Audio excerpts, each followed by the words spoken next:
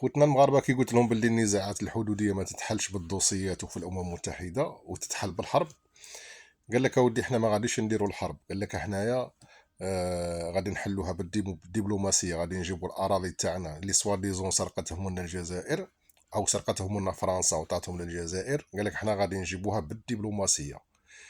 ضحكوني والله، حاسبين فريمون كاينه حاجه اسمها الدبلوماسيه. الدبلوماسيه خوتي المغاربه سا اكزيست با، لا وجود لها. ما يسمى بالدبلوماسيه فقط كلمه رنانه يستعملها السياسيين.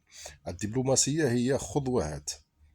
ما غاديش انت تقول لي غادي تقنع امريكا ولا تقنع فرنسا ولا روسيا ولا الصين باي قضيه ولا باي فكره. كي تقابل الدول العظمى او اي دوله مهما كان الحجم نتاعها، كي تقابلها في قضيه وتطلب منها اي حاجه، موقف مثلا او اعتراف، غادي تقول لك شاو غادي تعطيني بالمقابل. سمعت؟ شا غادي تعطيني؟ يعني مثلا القرار الاخير تاع الامم المتحده تاع سوا ديزون باللي الامم المتحده استعرفت الحكم الذاتي تاع المغرب، هو في الحقيقه كان ان دوزيام شوا بعد الاستقلال او بعد تقرير المصير، بصح هما سوقوه لكم على انه سيتي ان بروميي شوا. بون معليش نديرو سيتي ان بروميي شوا باللي صاي استعرفوا لكم باللي الحكم الذاتي غادي يطبق في الصحراء الغربيه. على بالك باللي راهم يكونوا داو من عندكم بزاف صوالح. هادو الدول العظمى غوال خوتي، غوال تعشاو غوال غوال، سيرتو امريكا وفرنسا بريطانيا وروسيا الصين. كي تجي تطلب منها موقف ما يعطيكش هذوك الصوالح باطل. كي تطلب منه اعتراف يقول لك شغالي تعطيني بالمقابل. والعلاوين في المغرب باش نالوا قرار كيما هذا او موقف كيما هذا من الدول العظمى ومن كثير من دول العالم، راهم يكونوا باعوا بزاف صوالح. وغادي نهار اللي تفيقوا يا المغاربه شا مدوا شا العلويين قسموا على الدول العظمى باش يتخذوا فقط موقف واحد في هذيك القضيه، غادي تنخلعوا، غادي تتشوكوا.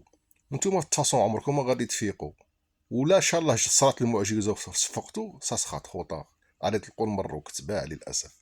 فالفكره اللي بغيت نوصلها لكم من هذا الفيديو ومن هذا الموضوع، الدول العظمى لا تعترف الا بالقوه او بالامتيازات، والمغرب لا يمتلك القوه باش يهدد به اي دوله او باش ينال به اي حاجه. والمغرب البروبليم تاعه لا يمتلك اي ثروات، باسكو 50% من الفوسفات تاعه اصلا تديه فرنسا غراتويتمون باطل يعني، وهذا بموجب اتفاقيه اكس ليبا. و50% الاخرى تاع الفوسفات لا بليبار تاعها تديها الشركات متعدده الجنسيات، واللي بقى يديه العلويين. يعني الشعب المغربي الثروات تاعه لا ينال منها اي شيء. شركات كاع باعهم، كل الشركات الاستراتيجيه اللي كاينه في المغرب لا يمتلكها المغرب، اما تمتلكها فرنسا واسبانيا وامريكا. يعني كشاب قال المغرب باش يمد سير مو دروك راه يمد في الاراضي باطل. هذيك الصحراء الغربيه سير مو راه يكون قسمها مورسو مورسو وعطى لكل دوله شويه باش ينال هذاك الموقف، ماشي باش يدي الصحراء. الصحراء عمرها ما غادي تولي تاعه، غير باش يزيد يطول في العرش العلوي لاطول وقت ممكن، وباش يزيد يرقد الشعب المغربي ويدير له البوماده ويحسه باللي راه صايدر انجاز عظيم. دار انتصار على الجزائر. الله يصلح الاحوال ان شاء الله. السلام عليكم.